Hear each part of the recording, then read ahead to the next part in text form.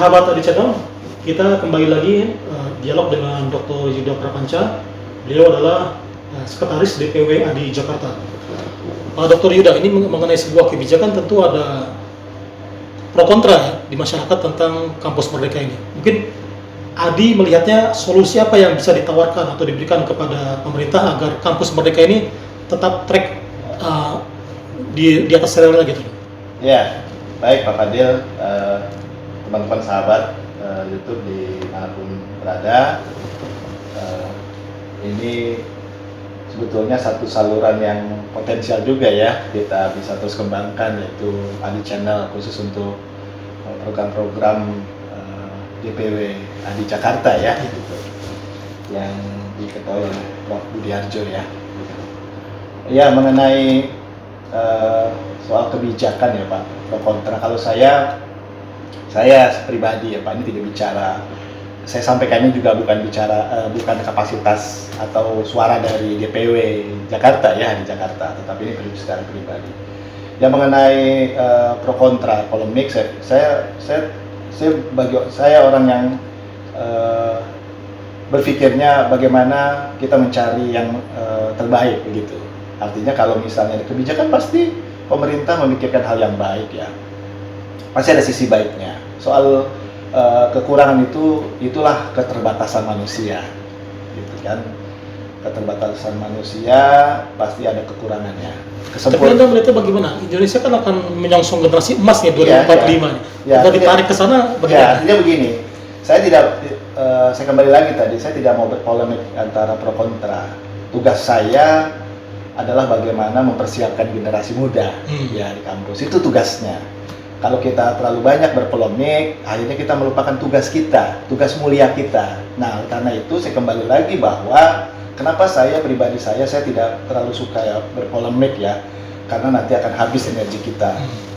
Nah, bagaimana kita mempersiapkan generasi emas kita ya, bahwa yang pertama harus terjadi selalu perubahan pada diri kita sebagai pengajar ya. Pengajar itu betul-betul yang menjadi ujung tombak ya, dosen terutama di perguruan tinggi ya, menjadi ujung tombak bagaimana mempersiapkan mahasiswanya untuk bisa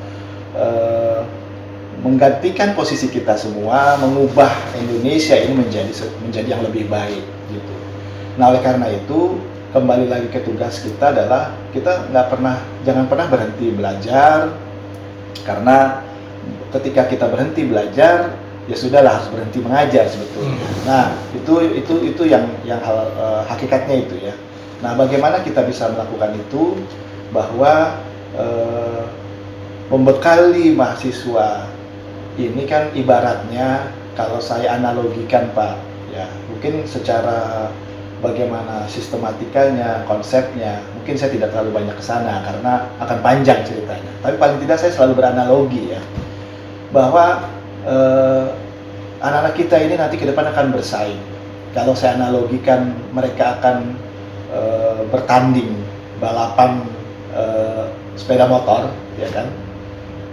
Yang harus kita pikirkan adalah motor yang nanti akan mereka gunakan untuk bersaing dengan sesama rekannya, sesama bangsa Indonesia, atau nanti bersaing dengan kancah luar negeri. Ya kan, motor yang kita siapkan itu adalah motor yang betul-betul dengan teknologi yang luar biasa, dengan kecepatan tinggi mengalahi para pesaing-pesaingnya, dengan kemampuan daya dorongnya, lalu penggunaan bahan bakarnya itu harus seimbang gitu. Sehingga bagaimana mungkin kita Pak, kalau mereka akan bersaing ya. Sekarang pun kan dari dulu kan persaingan itu terjadi. Bagaimana mungkin mereka akan mampu bersaing ketika kendaraan motor yang kita berikan ke mereka itu adalah motor yang tidak mampu bersaing, artinya teknologi yang ketinggalan gitu. Bagaimana mungkin itu? Nah, sekarang bagaimana kita bisa memikirkan itu? Ya, banyak cara kan memang ya. Yang pertama adalah bagaimana kita selalu itu tadi yang belajar tadi ya. Bagaimana selalu kita memberikan hal-hal yang terbaru kepada mahasiswa. Bagaimana mahasiswa itu bisa kita hadirkan tadi ya. bagaimana mengkontekstualkan sebuah konseptual tadi yang saya sampaikan, yang pernah saya sampaikan pada tema-tema sebelumnya kan begitu ya.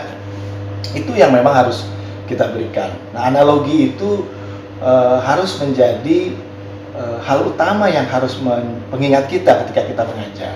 Ketika kita mengajar, tampil di depan kelas bersama mereka. Kelas itu jangan diartikan dinding 4 dinding ya. Kelas itu bisa saja mereka belajar di mana saja, kapan saja, dengan apa saja, oleh siapa saja, kan begitu. Itu harus kita ciptakan sehingga kita tidak menjadi salah satu-satunya sumber belajar. Gitu. Mereka harus bisa akses seluas-luasnya gitu ya, terkait dengan pengetahuan. Karena kalau hanya mengandalkan kita, seberapalah kita, kemampuan kita, tapi bagaimana kita bisa membuka ruang mereka. Nah, bagaimana caranya membuka ruang? Setiap pembelajaran tentunya di semua perguruan tinggi sudah melakukan itu. Bagaimana para mahasiswa mereka bisa mengakses untuk melengkapi pengetahuan yang mereka sudah dapatkan bersama dosennya sebagai pembuka jalan saja sebetulnya. Nah, mereka lah yang akan mengarungi perjalanan itu, mereka yang akan menciptakan perjalanan itu sehingga perjalanan itu menjadi efektif, efisien, dengan handal dan seterusnya. Kita memberikan rambu-rambu saja gitu, dan itu harus kita buka cakrawala mereka gitu. Kalaupun misalnya, karena begini Pak, ini lagi kita juga terbentur oleh etika kadang-kadang ya, gitu ya. Kalau sebuah etika dalam berteknologi, kadang-kadang memang anak-anak remaja kita sekarang, anak generasi muda sekarang ini, pemahaman etika itu kita juga harus menyelami juga ya, etika dinihilkan mereka. Gitu ya. Ya? Dinihilkan. Iya, artinya mereka yang penting upload status gitu kan, komentar, ya, tapi nggak mikirin apa dampaknya. Ya. Betul. Nah, itu yang harus tetap selalu kita ingat. Pak Dokter, ini begini ya. Jadi saya melihat kampus Merdeka ini ingin mencetak mahasiswa itu supaya link and match ke sebuah industri. Tapi ada cara pandang bahwa mahasiswa itu sebenarnya adalah agent of change, ya kan? Agent of social change gitu, agen perubahan. Apakah tidak menjadi sebuah persoalan ketika mahasiswa hanya dibentuk untuk menjadi sebuah robot pekerja?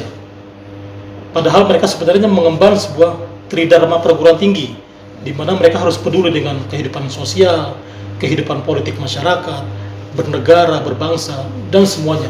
Bahkan aksi-aksi besar di seluruh dunia itu selalu diawali dan dimotori oleh mahasiswa. Apa pendapat Anda? Iya,